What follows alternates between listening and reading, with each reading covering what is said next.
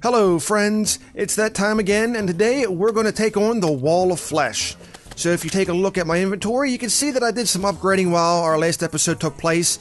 So we have the Molten Armor already, I've gotten the Phoenix Blaster, and well, I'm not going to use it, I've got the Mini Shark, but it's nice to have anyway. So let's go ahead and head over and get ready to summon the wall. Now I've got some food and some potions to go ahead and do all this.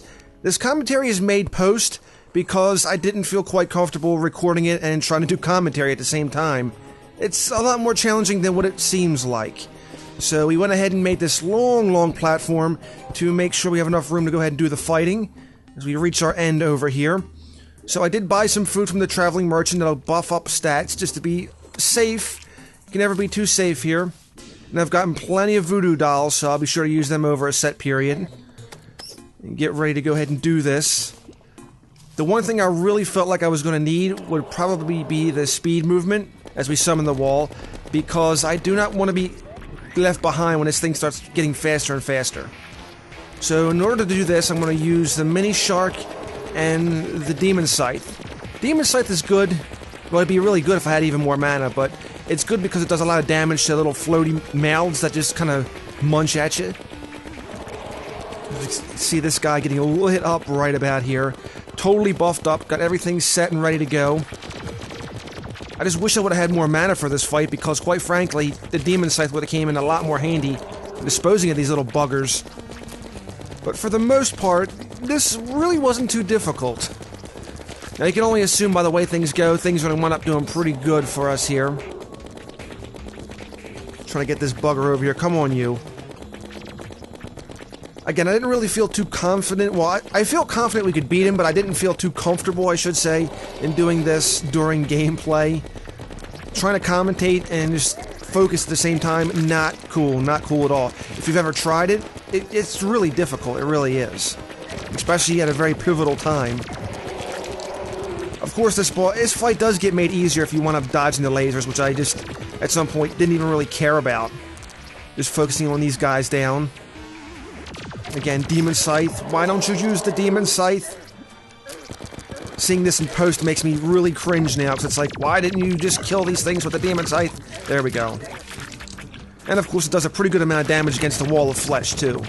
Fortunately, when I was down here grinding, it was something that dropped off one of the gargoyles. If not, I would have just been totally ticked. Well, gargoyles, demons, whatever, they're about the same thing. Close enough, they got wings and they both look ugly as sin. It did really take a long time to go ahead and farm up some of the hell ore to make the armor. That's why I didn't want to make it an episode, because it felt like to do that would drag out the series probably longer than it needed to be. So I didn't want you guys to sit there and watch me just keep grinding hell ore, and no, Hellstone, we'll just go ahead and speed that up. So it's probably took me a couple hours to do. Again, not worth a video for. So yeah, that's why we went right to the Wall of Flesh. And we're doing pretty good damage against this guy. He's less than halfway still alive. And of course now this is where he gets a little bit faster. Maybe the speed potion wasn't so much necessary here, but still, you can't go wrong with having it right. That's the nice part about farming reagents, you always have the option right there. And our friend is about to fall here relatively soon. Even his little helpers can't help him on this end. No sir, not at all. Yep, there we go. And done.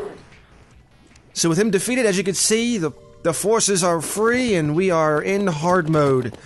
I had a feeling it was possible, but I don't know how much longer it's going to last. Now, to be honest, there is a trick in hard mode if you get a random summon.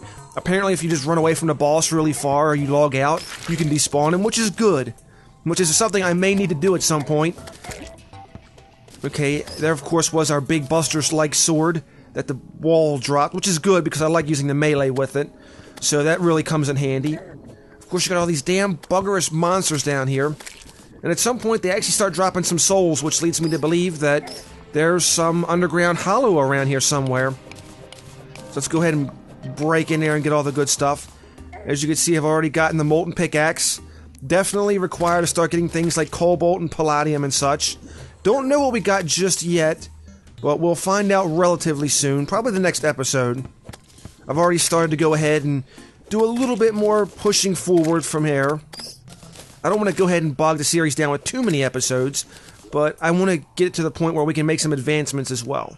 There's our Soul of Lights in there. Teleport back, we'll get things squared away.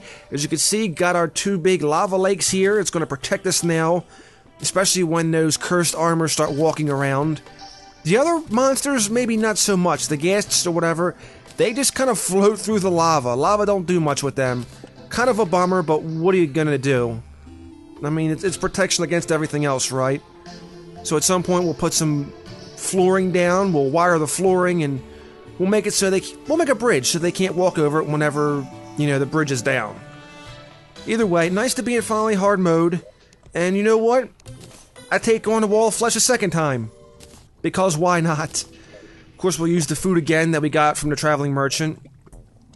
This one goes by pretty quick too. I think this one is probably my better run, just because once you get into that mode, once you get into that feeling, things just go a lot smoother. And quite frankly, I had a lot less potions available to me the second time than the first. It actually worked out a little bit better. And I think I used the Demon Scythe a little bit more as well, which kind of makes things a little bit easier. So, some people like taking on the Wall of Flesh several times before they advance into hard mode. Some people just like to kill him once and go from there. All depends on your feeling. I'm trying to get what I can out of him, so that way when we advance further into hard mode, we can be more well prepared.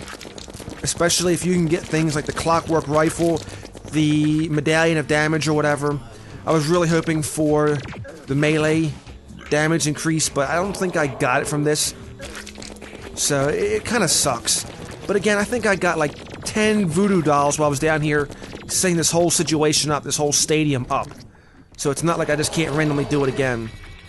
But those will be things I do off screen. I'm not going to bog you guys with like 10 freaking attempts to kill the Wall of Flesh, because it's going to get redundant after a while, and we don't need all that. As you can see, about the same so far taking this guy down. Nothing really too complicated about him. Of course, all of his little flying head things. We are making pretty good progress here. Just constantly getting in the way. Get out of the way, you bugger! Get out of the way! Anyway, I'm thinking about doing another top 5 video. Probably the worst weapons.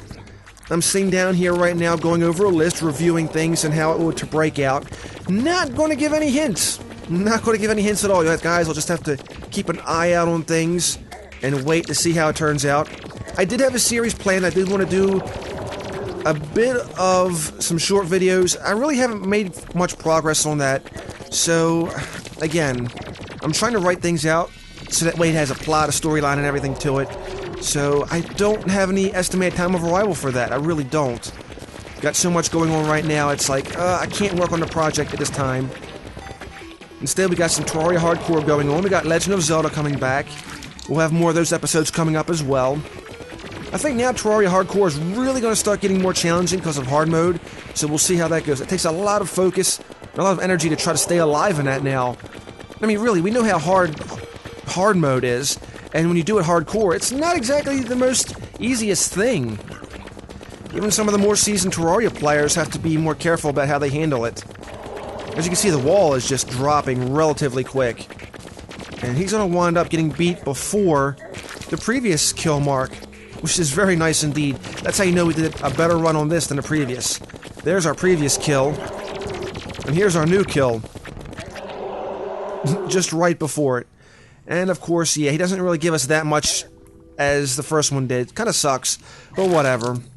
You know what? It's gold, it's loot, and that's all you can ask for.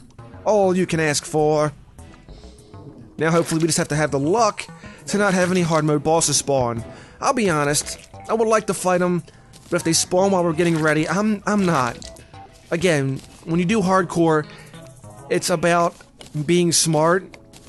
There's no real valor and bravery. I mean, yeah, bravery is nice, but if you know you're gonna lose, live to fight another day, and that's what I intend on doing. I totally intend on doing. So the heart of this series was to go ahead and try to beat all the bosses with one character, straight shot, and we're getting there.